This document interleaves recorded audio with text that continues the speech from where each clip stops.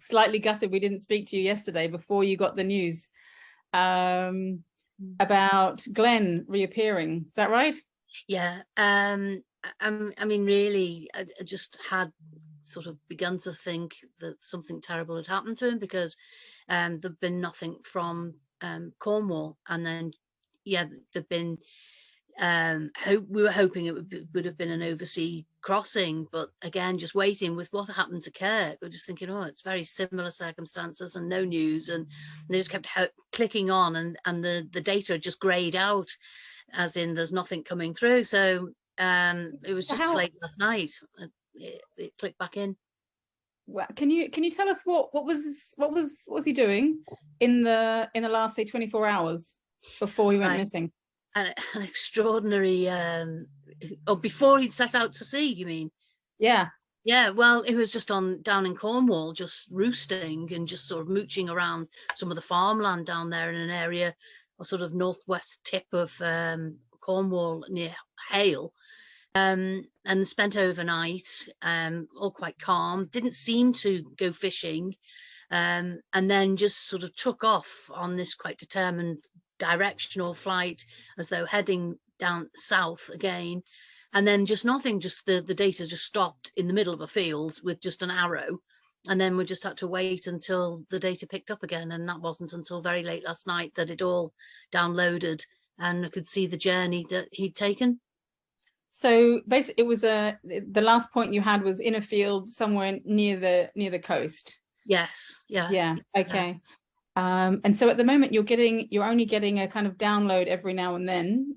How many hours is it between downloads? It sort of downloads about 4 times a day. So there's one at 10 in the morning, one at 2, then there's one at 6, and then there's one about 2 in the morning. But it's still tracking all the points during that time every 15 minutes. So it has to download a lot of information once it does download. But if it's in a no signal zone, then it doesn't download anything, and so you just have to have this big gap where you've got to wait a lag of the data to catch up. So that's what we're waiting for that to suddenly catch up, which it did. Yeah. So I have to say I was pretty pessimistic when especially when it had been more than 24 hours. Yeah. That it hadn't given a signal for. Okay. Yeah. That was on the 12th. So this is showing that actually the winds, it would have, if it was basically, I'm not sure what direction it was heading in. We gave the speed, but did it give you the direction it was flying in? It was going south. So it had a significant, even so, whether it was at surface or at kind of 100 meters, there was a significant, I guess, wind coming from the southeast at the time. There can be changes locally, particularly if the ground has started to heat up, and that can kind of, especially if there's thermals on land, once that heats up, it can pretty much block out the prevailing wind. So that, I have a feeling, can sometimes confuse them. They set off and think, okay, we've got, some thermals or whatever, and then once they get out to sea away from land, what they've got is the prevailing winds to deal with. Yeah. But when the continuation of that journey took quite an extraordinary turn, because it flew for about 250 miles south, right across the sea.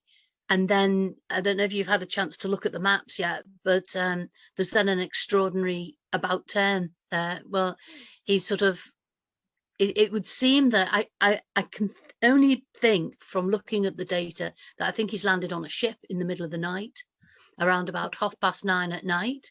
Yeah, so can you talk us through the timings on that? So if you look at what the weather did later on that day, so we're still looking at about 110 meters. So by 5 p.m. that day, the winds had significantly changed. So there were streams that were heading out directly out west, but other streams that were heading further down south towards Portugal.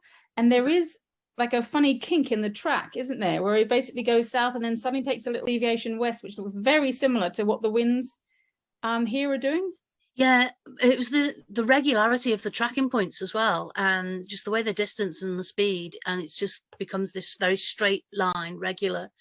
and then there's an absolute U-turn, and the height of those points as well would suggest maybe sitting on a ship's mast, and then the heights going up and down could be the peaks and troughs of the boat moving.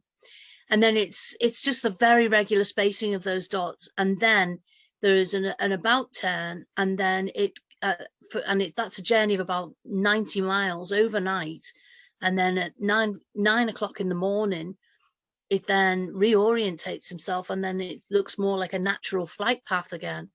But for part of that journey, when it goes north, it's very, very low, so that kind of didn't make much sense to me. So the first part, when it's going south and all the regular stopping points, is quite high up, and then it's like recording as though it's almost at sea level. Or, you know, you would think, did he jump off that ship onto another passing ship going in the opposite direction? I don't know. It's very strange. I can't really explain that. I think I can. I'm just sharing the picture that was sent through to us. So this is what you're referring to, right? Yes. So yeah, for me it was, so this bit initially, this bit feels like it almost sort of tracking what the prevailing winds were doing. Yeah. There's a bit of a there, and then it basically gets into starts to head in the kind of the right direction, and this is what you mean, this very regular journey.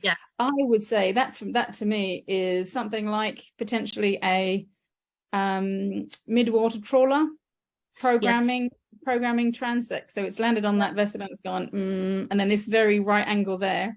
I think something else Tim had suggested, maybe it would have jumped ship onto another boat, but the fact that those two are exactly parallel, that says it's a boat doing surveys or mid-water trawling and has programmed programmed it in. And I thought it might have been actually bottom trawling, but my brother looked at it and said it's actually, he's used to work on trawlers, so it's actually too deep.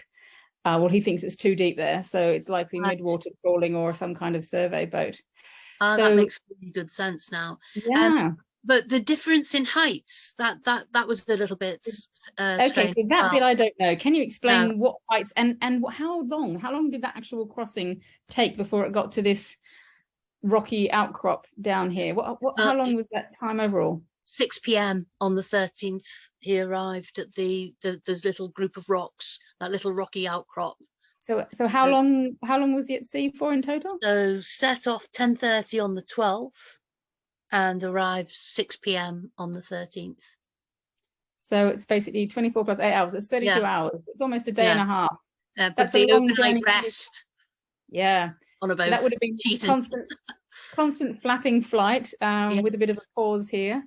Again, and how long? Have you got an idea how long he actually spent just on this boat? He joined it about 9:30 at night. So when it got dark. And left around about 8:30, 9 o'clock in the morning. So basically just slept overnight on the boat. And it didn't really, it wasn't that much of an advantage really, because it went nicely south for him, but then turned north. And then he's had to re-pick up the journey to come back south again. So I mean, it's possible if it was a trawler that somebody actually put out some fish for it, so then it might have been a kind of advantage. But what were you saying about Sorry? What were you saying about the altitudes of that? Well, so it would suggest he was sitting high up on a ship's mast on the southward part of that journey, but it was quite low down on the northward part. So whether he'd come down onto a deck or something. What sort of altitude are we talking? Well, it dots about between sort of 0 and then minus numbers, and then and sort of like 10 to 20. So it's quite difficult when it gives minus figures. I can only assume it's like waves, so therefore it's not giving a level altitude. That's really interesting. Well, I could imagine there would also be, if the boat is going up and down, it would, all sorts of weird things could have been happening to the pressure sensor. But if it was rocky at all, there's a bit of this motion as well. So but it seems to be that it's come, whether it had first been up high on a mast, that it has actually come down lower as well. Just that change in altitude, whether it had actually come down onto a lower part of the boat which was from midnight, between midnight and 8 a.m. So hopefully if somebody was on that boat, they would have seen it. Hopefully. Yeah. That would be great. Anyway, that's really good news after a couple of very tense days. That's very good news. But it was, you know, looking at the numbers, it wouldn't have been unexpected, right, to have two of them potentially lost. No. Out to sea, particularly when there are significant easterly winds at the moment. But yeah, can we then have a talk about our wandering Irish bird? Yeah, and this one, just the data, I don't understand it at all, really. That last flight, I mean, he seemed to be doing so well near to the wind farm, and was. Could you identify where this wind farm is? Because I am not. You can see the cluster of blue squares is where Kirk was spending his time in the wind farm area, that forest there. And is there a lake there? Some reason why he'd be there? There's a river, the River Clyde, and so his days were spent sort of going up and down the River Clyde and then into the forest, which implies that he was fishing and doing okay. And I looked at I was thinking, right, oh well, the wind farm is slightly to the east of there in the open ground, and the forest representing a safe roosting site. But I actually went and had a little look at the wind farm website, and in actual fact the footings of the turbines are actually within the forestry, so that was a little bit concerning. So he was actually in amongst the turbines, I would think. And then, you know, all seems to be going well there. And then on the 5th, there is a little journey along the river and then a stop. And then there's a half an hour stopping point. And then the next jump is to position number 1. And this is where the data confused me so much. I just didn't actually put anything out there about it other than he seems to be over at the west coast, because at that point, that position 1, I'll just refer to my notes here, but he was traveling at 95 kilometers per hour, which seems a little extraordinary, and at a height of 240 meters. So we're in high ground. Before he left, the altitude was 369 meters. So, and traveling at 29 kilometers per hour. So it just seems within that little gap, there is, you know, it's a sudden zoom in speed, which I just couldn't account for. And like I say, I have not looked at the weather maps. I mean, could that be a gusting wind that's lifted him and blew him across? But it just didn't really make any sense to me. That seemed rather too fast for a bird flying, a bird's natural flight, you know. And you compare. It's also over those tracks between 1, 2, 3, 4, and 5. What was the time period? They were each at 15-minute intervals. So that was over the course of an hour till you get to the coast there. And the speed and the altitudes, the variation. So you got position 1, 95 kilometers per hour, altitude 240 meters. Position 2 was 67 kilometers per hour, and it dropped in altitude to 141 meters. Then position 3, 83 kilometers per hour, and drops down to 61 meters altitude. And position 4, 70 kilometers per hour, back up to 293 meters altitude. And then position 5, when you actually reach the coast, 85 kilometers per hour and 111 meters altitude. And I just really couldn't quite make sense of that. And I don't know how to interpret that. Or I don't have an explanation for it, really. If you so let me see if I'm going to be able to identify those different points on a map. And I mean, it is a day with an incredible pressure system down here, which is creating pretty strong winds. So this is, let's go to the surface. If you're going to get speed and speed in that direction, this is the day to do it. It does line up very closely with the speed. So if you look at it, there was 30, this is just at the surface, at the ground level, there was 38 kilometers an hour. If you go up to 100, if you go up to 100 and 110 meters, that looks like it stayed the same. Has that 38 kilometers an hour? Yeah, if you go any higher, it's 82 kilometer an hour winds. Wow. So the speed, the winds were getting much faster as you go up, but even at the surface, they were pretty fast. So in that kind of condition, it would mean that he would have been potentially, yeah, it could have been very turbulent as well. So it wouldn't have been that this was smooth, wouldn't have been a smooth speed. Yeah, is it possible that he's sort of taken off and then has decided to just go with the wind, get to the coast, and then in some circumstances, that those winds could have, if this is what happens, if he's got into very strong winds, has found he actually can't fly into them, so let's just go with them. Yeah. And it's taken off. In some circumstances, if that low pressure was in a slightly different position, if that pressure system was in a different position, lower down, for example, it might have dragged him around back to the coast of Portugal, which looks like it's what could have happened with is it Kirk? Who was the first? Who's in Portugal? Tweed, sorry, yes. Yeah. So that looks like that could have been one of the things that helped Tweed with that crossing. Yes. From what I remember, looking at the wind patterns at the time. But yeah, it could have, in this case, it could have gone either way, but they were pretty extreme conditions. So I'd say the weather system might have just completely acted against him. Yeah. So presumably he's become lost at sea, really. We can still hope he's landed on a boat.